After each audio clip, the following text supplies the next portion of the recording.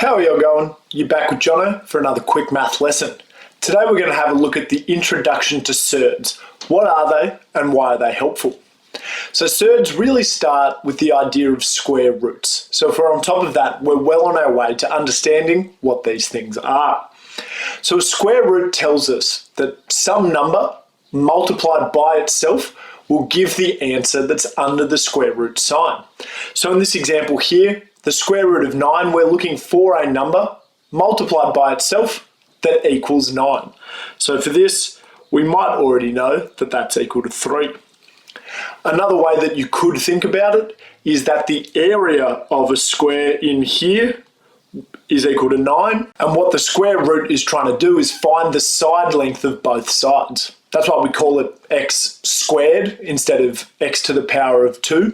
The squared just means these two numbers will multiply to give the area in the middle.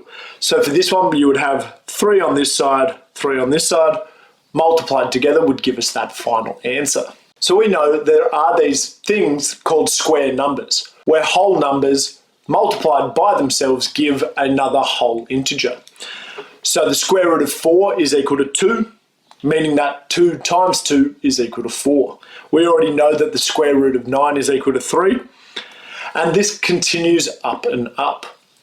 But if we have a think just for a second, in between 4 and 9 there, we've got four numbers, 5, 6, 7, and 8.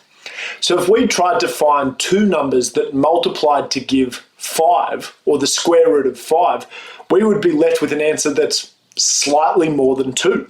So this one would have to be just greater than 2.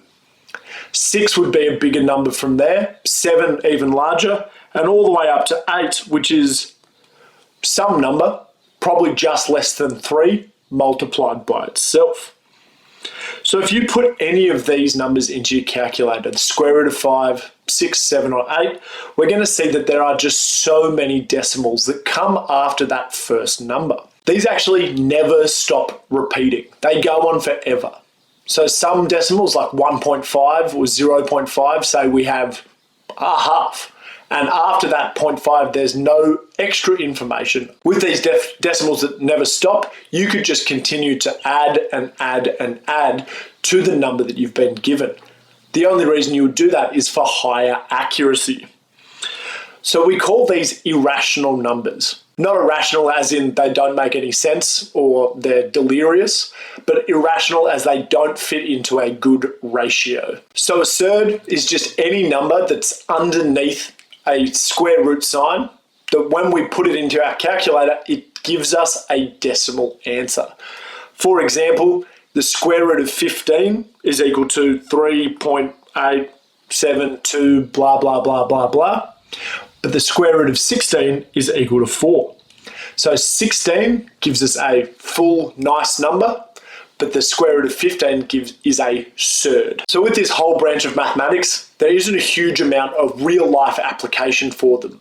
But with these surds, they are really helpful for improving the accuracy of our answer.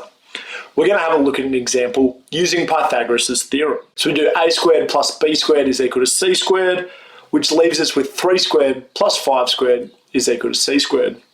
If we simplify this, it's going to give us the answer 34.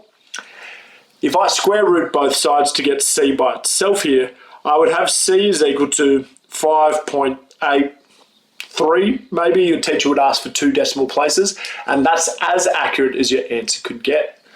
But just because you've stopped it at this 8.3 doesn't mean the number's actually stopped. In fact, it has gone on forever like these surds do. So instead of having to write down all these numbers in order to get the most accurate answer possible, you can just leave your answer as c is equal to the square root of 34. And that's good enough. So this is just here to improve the accuracy of your marks so you don't make any mistakes as you work through things. Thanks so much, guys, and I'll see you later.